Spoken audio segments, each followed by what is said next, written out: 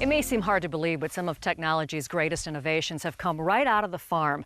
Growers are always looking for new ways to become more efficient, cut costs, and become more environmentally friendly. This latest step in precision agriculture gives farmers a new view from high above their fields. At first glance, it might seem like these guys are simply enjoying a high-flying hobby.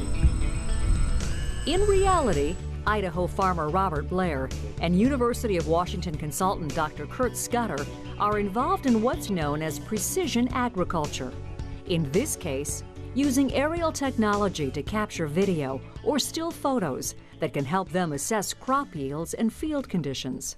A farmer knows his fields. If you can just see a picture of their field, they can gather a lot of information because they've been farming it for so many years. Instead of scouting a field the normal way, walking through or driving a four-wheeler, now we're seeing the whole field and we're being proactive.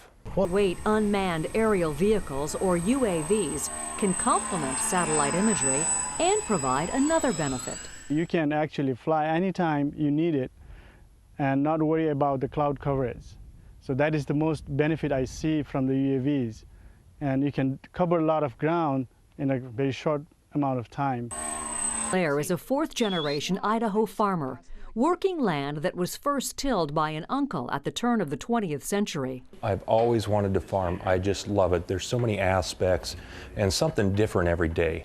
And then along comes technology. It's the new frontier. It's something new to learn. And one thing my dad always told me is, if you don't learn something new every day, it hasn't been a good day. You've got to get the chains.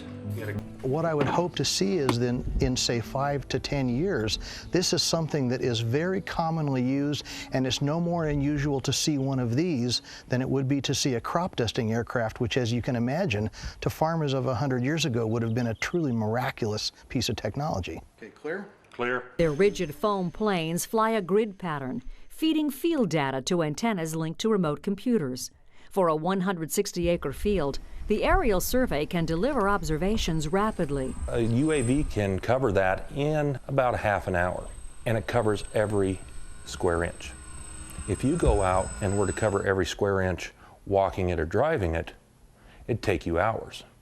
And so the cost savings there is quite obvious just in the time.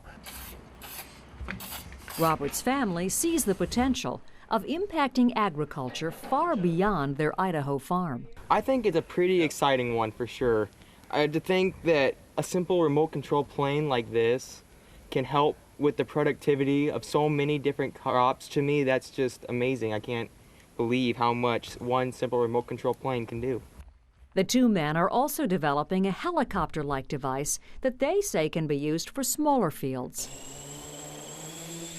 We want to look at this as a tool for close-in work, short-range work where we don't have a place to launch and land a fixed-wing aircraft, but we can fly the rotary-wing aircraft. But whatever the device, the men believe these flying machines will allow farmers to become better stewards of the land.